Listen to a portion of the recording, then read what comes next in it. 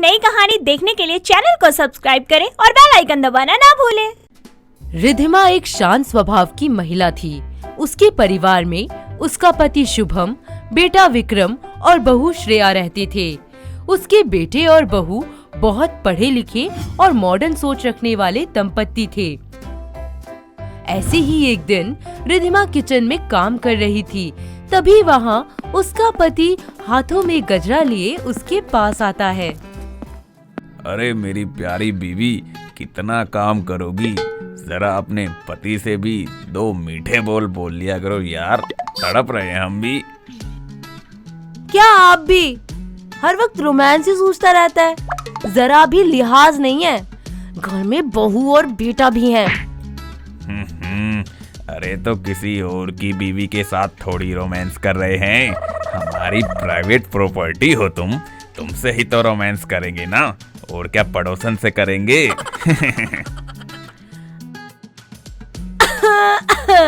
पापा जी, कभी कुछ हमारे लिए भी ले आया करो।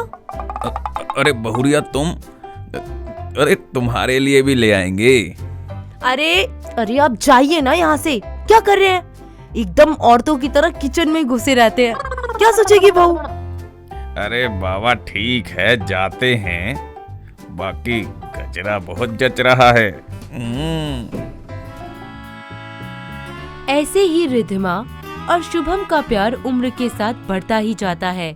कुछ दिन यूं ही बीत जाते हैं।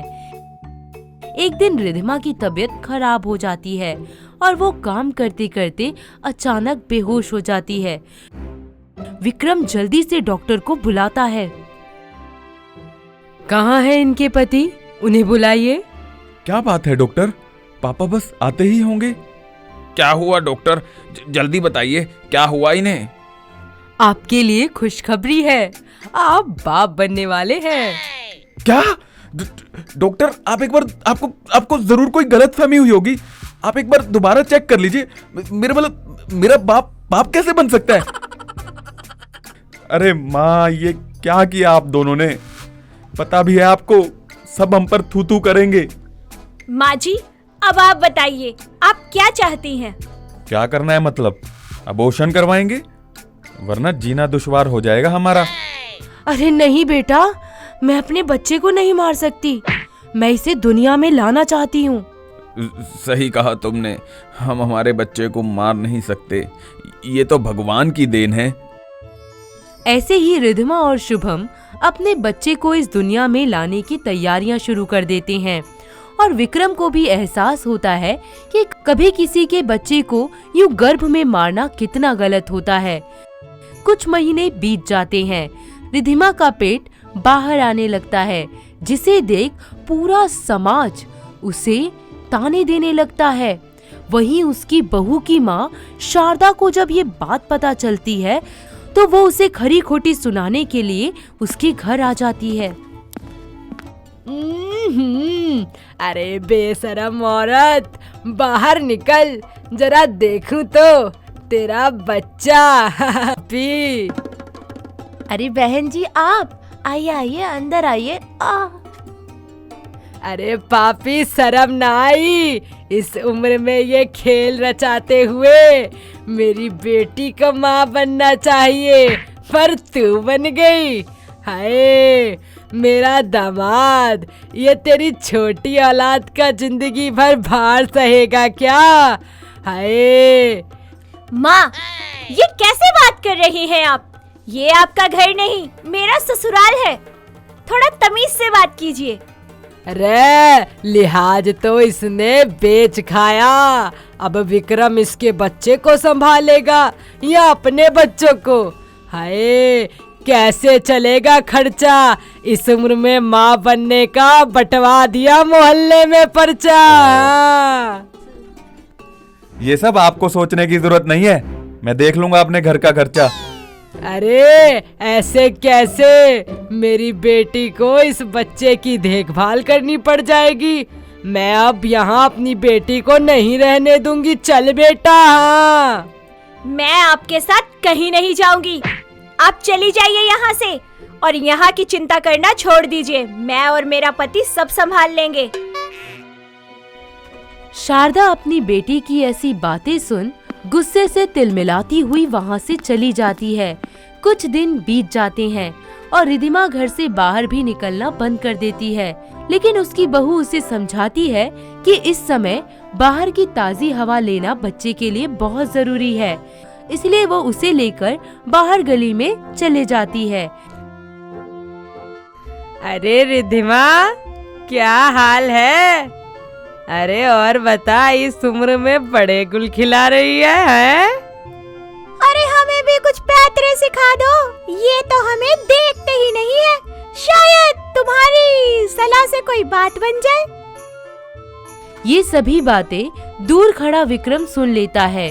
उसे बहुत बुरा लगता है और वो उन औरतों को सबक सिखाने के लिए अपनी माँ की गोद भराई की रस्म रखता है, जिसमें वो मोहल्ले की सभी औरतों और अपनी सास को भी बुलाता है।